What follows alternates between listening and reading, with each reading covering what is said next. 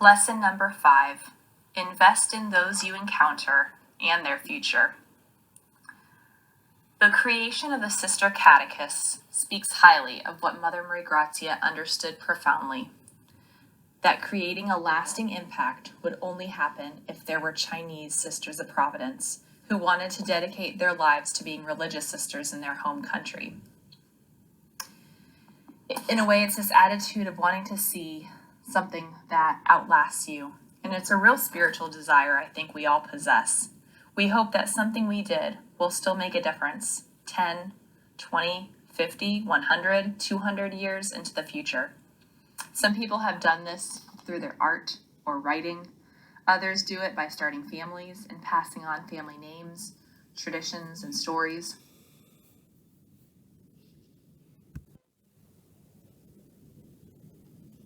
Her immense love and respect for Chinese traditions shines through in the request that she made prior to her death for how she would be buried, and that her funeral would be according to Chinese custom. She's buried in Taiwan, although you can find a memorial to her in the cemetery at St. Mary of the Woods, which if you've never gone and done that, it's just a beautiful place to be and to reflect. So I invite you to go take a visit to that little shrine for her that's at the woods.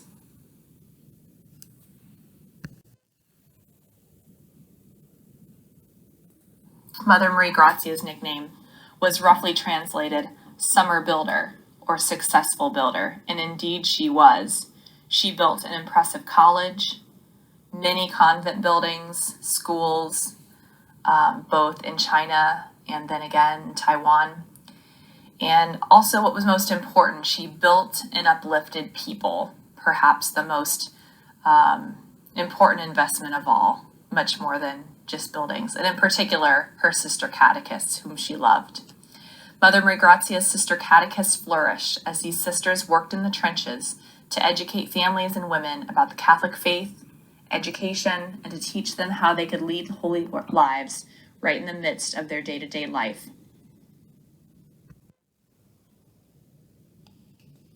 Our mentoring that we do is one of the biggest impacts of legacy that we can have. And any time that we invest in an employee, a friend, a colleague, a young adult, a teenager, a child, we are living in this beautiful spirit of Mother Maria Gratia and her desire to grow vocations in her mission territory.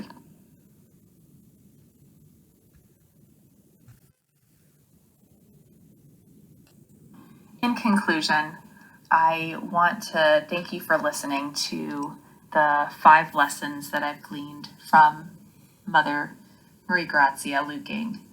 And I just want to share too that I think these lessons probably wouldn't have stood out in the same way as they do now when I was first learning about her as a freshman in high school.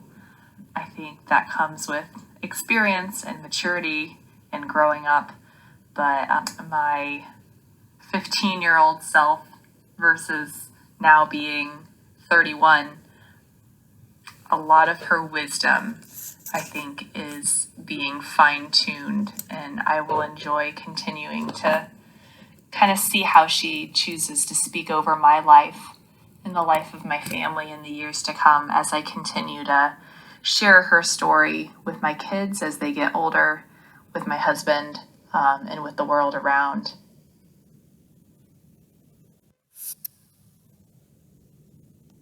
I have actually given away several copies of Against All Odds just because of working on this project. I had a friend who I told about what I was doing, and she was very interested. And then also my spiritual director, he wanted to read more about Mother Maria Gratia and about the mission to the Chinese. So I was excited to get those books in their hands and encourage you to do the same to anyone who might show interest or you think to whom Mother Maria Gratia would have some powerful things to say.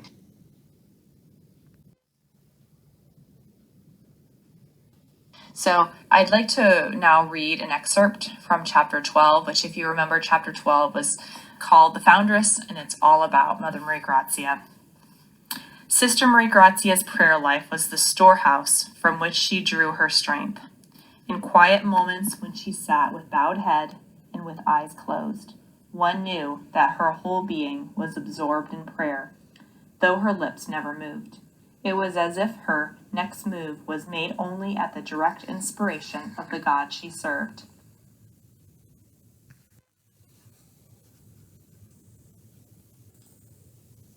Those who lived with her were slow to doubt the wisdom of her decisions, untimely though they might seem.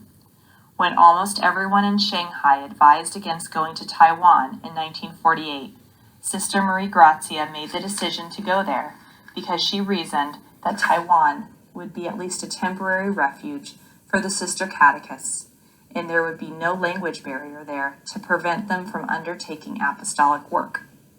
When asked what work she could possibly do there, she replied, "We shall do whatever work God gives to do." And today, more than ever, I think we're being asked to do whatever work God would have for us in our workplaces, in our homes, in our churches, in our communities. And I hope we do embrace that profound life of prayer that Mother Marie Gratia calls us to, and more than just calls us to, witnessed in her life and in her very actions and words. Thank you.